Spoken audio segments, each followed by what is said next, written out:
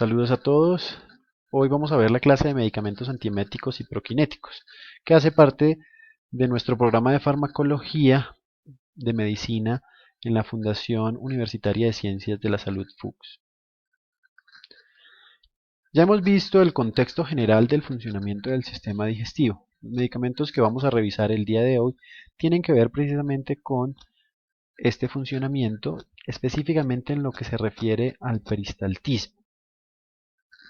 Vamos a ver por un lado los medicamentos llamados proquinéticos que mejoran el tránsito del bolo alimenticio, aumentando precisamente la motilidad intestinal, lo cual tiene una gran utilidad frente a cuadros de reflujo gastroesofágico, gastroparesia y otros procesos que alteran el buen funcionamiento del sistema digestivo. Por otro lado tenemos los medicamentos antieméticos, que contrarrestan el fenómeno del vómito, que recordemos es un efecto reflejo frente a una lesión que nuestro organismo detecta a nivel del tracto gastrointestinal, buscando eliminar la anoxia que está generando un efecto lesivo sobre nuestro organismo. Corresponde a una actividad en donde se activan una serie de músculos respiratorios, una actividad a nivel del tracto gastrointestinal, prácticamente se invierte el peristaltismo, y donde participa una serie de nervios relacionados con nuestro sistema nervioso autónomo. Hay que diferenciar los conceptos de náusea, arcada y vómito propiamente dicho. La náusea corresponde a la sensación, las ganas de vomitar. La arcada corresponde a todos los movimientos que realizamos tendientes a la expulsión del contenido gástrico. Y el vómito propiamente dicho es la expulsión del contenido gástrico a través de la boca. El vómito puede deberse a varios fenómenos. Uno es el que ya hemos mencionado de la irritación directa de algunas terminaciones nerviosas que son detectadas por nuestro organismo como una lesión y que por tanto hay que eliminar la anoxia que está causando la lesión. Pero también tenemos a nivel de nuestro sistema nervioso central un centro que controla este reflejo del vómito. Una estimulación directa sobre este centro que está ubicado a nivel del tallo cerebral pues puede generar propiamente el vómito. También algunos otros fenómenos como la liberación de neurotransmisores que estimulan las terminaciones nerviosas que hay a nivel del tubo digestivo, o la activación de la región quimiosensible situada en el tronco encefálico, la cual a su vez activa el centro del vómito que acabamos de mencionar. Importante de conocer de esta área quimiosensible es que se encuentra cerca al cuarto ventrículo y no está protegida por la barrera hematoencefálica. Para nosotros los farmacólogos es algo supremamente importante, dado que sabemos que la barrera es un limitante para el accionar de algunos fármacos. En esta zona quimiosensible entonces tenemos receptores de dopamina, receptores de serotonina o de 5-HT, receptores opioides, sustancia P, acetilcolina, los cuales pueden, pues, si se activan, generar vómito. Los principales neurotransmisores, por tanto, pues están relacionados con esto que acabamos de señalar, dopamina, opioides y serotonina, específicamente el receptor 5-HT3.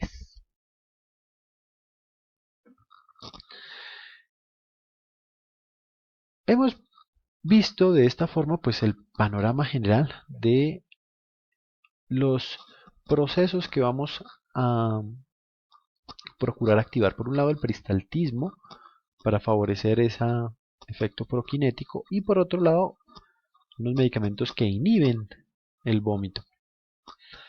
Ustedes se dan cuenta que algunos productos pueden estar compartidos tanto en aquellos que son proquinéticos como en aquellos que son antieméticos.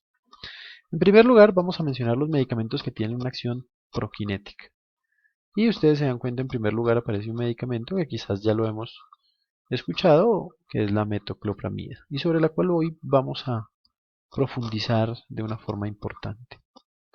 También está la cisaprida, domperidona, betanecol, bueno, y algunos otros medicamentos que pudieran tener un efecto favoreciendo el peristaltismo. En segundo lugar, tendríamos aquellos que evitan el vómito. Y una situación muy interesante es que aquí vemos nuevamente a la metoclopramida.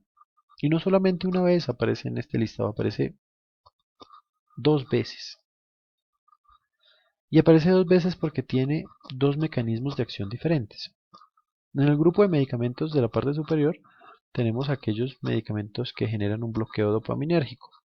Adicionalmente a metoclopramida, pues pudiéramos considerar allí también domperidona o algunos antipsicóticos. En el grupo inferior de medicamentos, aquellos que actúan por bloqueo de receptores 5-HT3, encontramos al ondansetron como uno de los principales representantes de este grupo. Sin embargo, metoclopramida también comparte este mecanismo de acción y por eso aparece en el listado también de la parte inferior.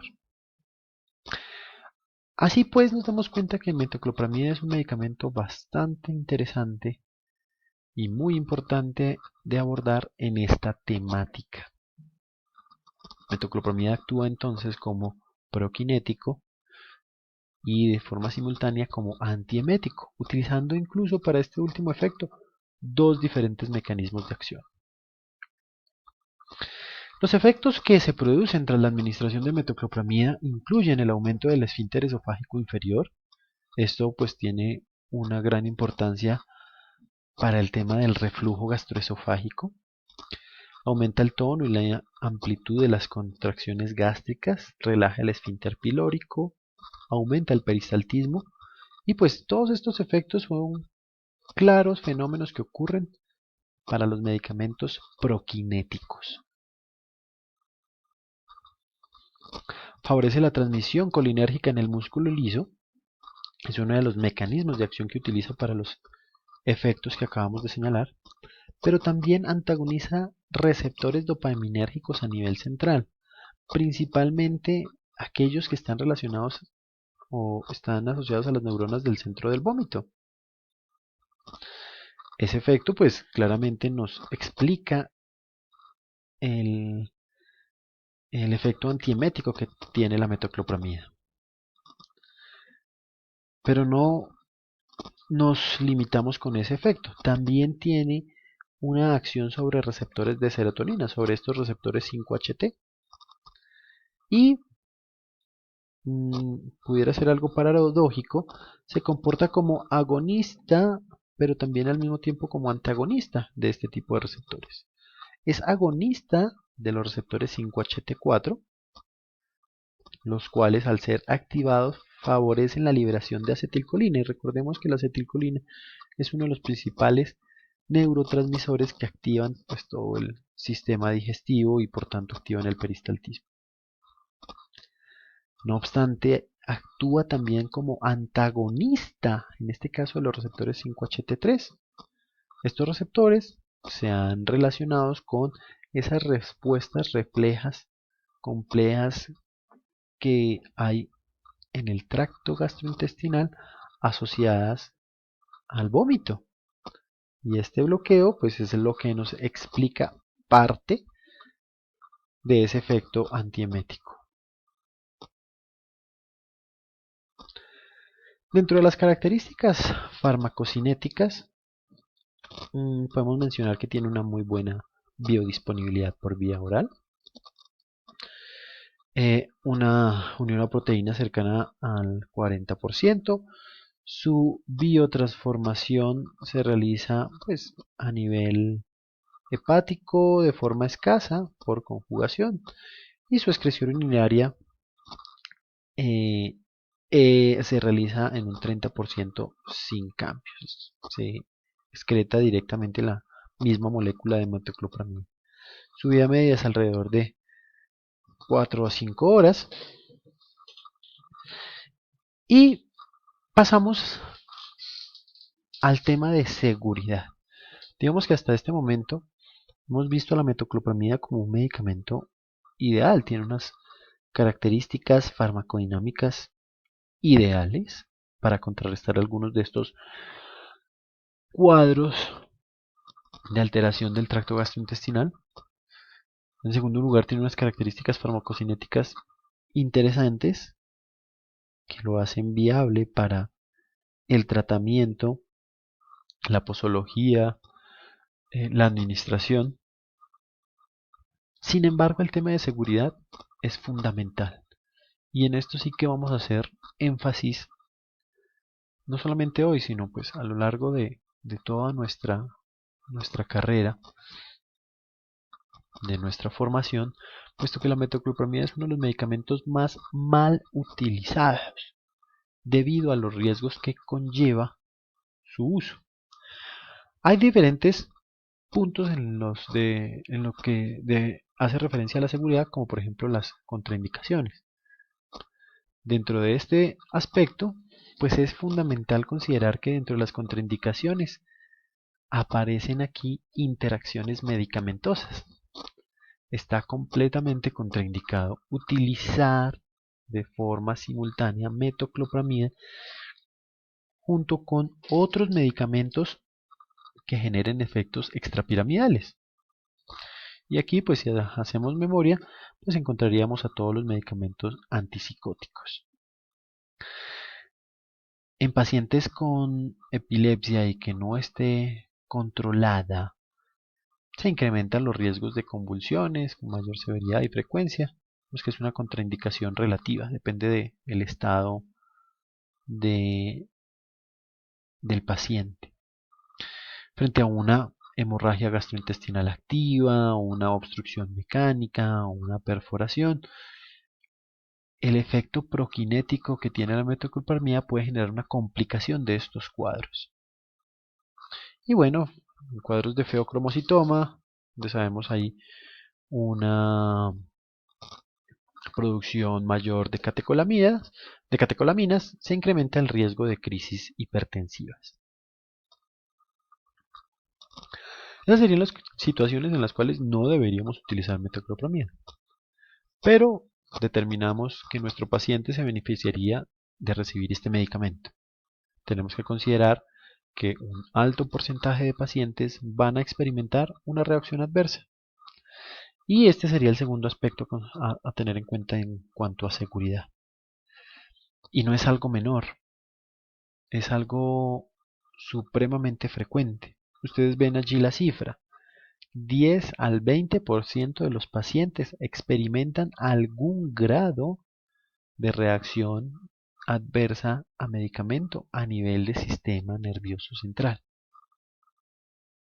Afortunadamente, pues la mayoría de estas reacciones adversas sobre el sistema nervioso pues son leves: ansiedad, nerviosismo, alteración del sueño, pero puede ser incluso más severo, incluyendo la aparición de confusión, alucinaciones o los casos más serios relacionados con todo el efecto dopaminérgico,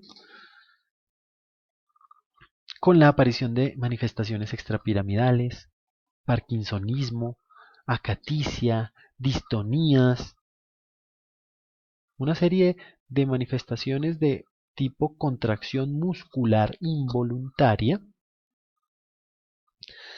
que son percibidas por el paciente como una situación bastante incómoda y que puede generar riesgos importantes para la salud del paciente y que por tanto debemos, bajo todas las luces, procurar que no se presente. Hay algunas otras reacciones adversas como hiperprolactinemia, como retención de líquidos, que deben ser consideradas de forma importante. Sin embargo, de esta diapositiva queremos hacer énfasis en que el paciente no debería estar expuesto a estas reacciones adversas, principalmente las de tipo extrapiramidal, debido a que si utilizamos el medicamento de forma adecuada en el paciente correcto, mitigaríamos estos riesgos. Continuamos con el siguiente video.